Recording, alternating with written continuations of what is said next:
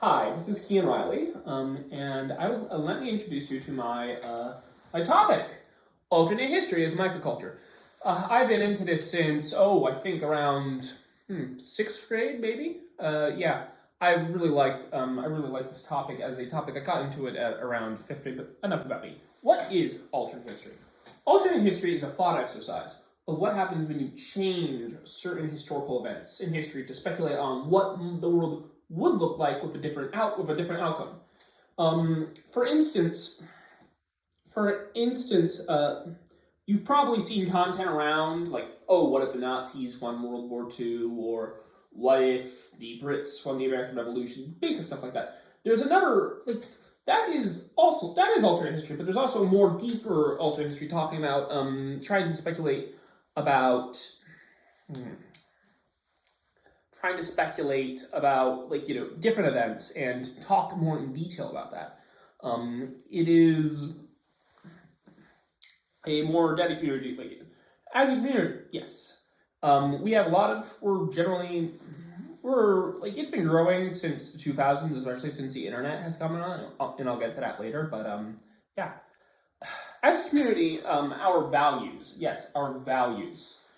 Our values, I'd say, we have a wide variance of ideas and values, but I'd say we can boil them down to entertainment, accuracy, and discussion. On entertainment, well, it's obvious. At the end of the day, this is all fiction. John F. Kennedy didn't die. The Crusaders didn't survive. Rome is still dead. But, we want to be entertained while we want to be entertained. We don't want it to be just a blind treatise. And that can get boring. Although there are some into that. Entertainment. Although we do appreciate, it can be wacky, but we do appreciate highly researched. Although highly researched and wacky can also be a thing. See 1632 by Eric Flint. May he rest in peace. Accuracy. But even if we have a whack discussion, we generally would prefer it to be more accurate, to know what is being discussed. History requires a level of knowledge about the area. Even the most casual people can see it see, oh, that's not the Germans, or something along those lines. But for more devoted people, we'd like to have we need to have more dedicated talks about this, and more interesting, more in-depth works, which is highly researched, and knowledge from that period is if you have more knowledge from that period, that's quite prized for both discussion and the enjoyment on the part of us, the community. We also appreciate discussion. In alternate history circles, discussion and critiques are valued as it helps provide better work. It's also part of the fun on our part because we like to talk about it, and we like to analyze is that right or is that wrong? How will this turn out, etc., etc. People who don't really allow discussion are kind of they're viewed as prickly and not really liked. Yeah, although they can sometimes have just cult things, but whatever. Characteristics. Characteristics of the community. I'd say the alternate history community is generally male, although it is generally male, educated, and although there are a high amount of transgender women in this community. That's to be specific. Yes, we generally come from we generally come from an educated background, and usually Western, but there are people from all over the world who are interested in the topic. Russia is actually an excellent place. Russia and China have had lots of alternate history fans over the years. You can encounter them on Reddit and different Hoi4 channels. Oh yes. As a community, we generally come together on several places. There are two main forums of internet discussion, alternathistory.com and Sufficient Philosophy. These are two main forums for internet discussion. Which is different from the rest of the main dominant culture because, well, there aren't exactly a lot of dedicated places for discussion on it. But yes, discussion, it is generally found, AlternHistory.com was founded in 2002 and has been growing ever since. Host to a lot of timelines and TLs, which people like to read. Like, for instance, Agent Lavender, which is a very good one about what if the British Prime Minister in the 1970s was actually a communist agent. Actual conspiracy theory, by the way.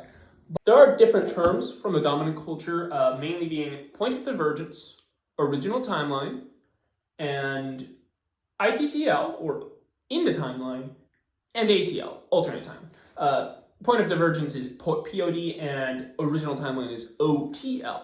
Yes, that is mainly how they speak. Yes. Yes. Okay. As for community, yes. Different facts about alternate history. Well, it's been around for a very long time, actually. The first recorded one was between 27 and 9 BC, actually, by the author Livy. In his Ars Urbe, yes. Well, he speculated about what if Alexander the Great had went west against the might of Rome. Guess who won? The might of Rome. Winston Churchill was actually into it. He wrote an entire thing called "What If Lee Had Not Won the Battle of Gettysburg." Interesting bit, but quite dated historically. Well, where can you find it?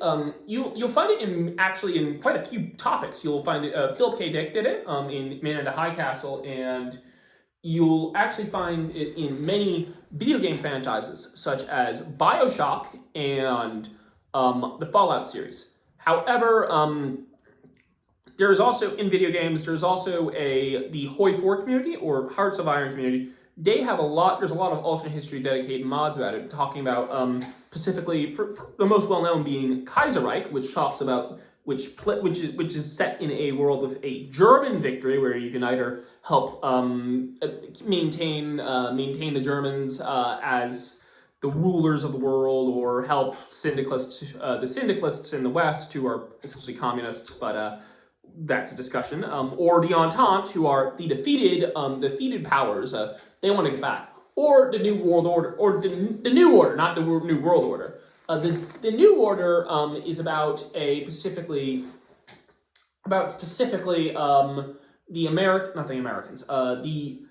the Germans winning World War II. I know, basic fair. But the interesting thing is it's set in 1962, and it's a story-dedicated mod trying to see as the German Empire struggles to cope with all the power, as the Germans are kind of like Nazism's failings in maintaining an empire across Europe. Yes, it's quite interesting. As you play, and it's more of a story dedicated mod than Kaiserreich. Kaiserreich, you can actually conquer everything, while in TNL or the New Order, it's more like about story dedicated with long trees of log trees of text, and managing the economy and whatnot. That is a piece. There's also, sadly, been a recent death in the community of alternate history writers. Eric Flint, he died recently. He wrote a long and dedicated series about 1632, which is basically a bunch of West Virginia coal miners from 1999 ending up in Germany during the 30 Years' War. A very interesting series, and he created a long universe. I encourage everyone to get into it and read about it. But sadly, he's died. Sadly, he died recently. There are other authors, such as Harry Turtledove. He is very famous, and I'd encourage everyone to read his stuff too, specifically TL191 and the Hot War series. Those are cool. But yeah, that's it, folks. I hope you enjoyed.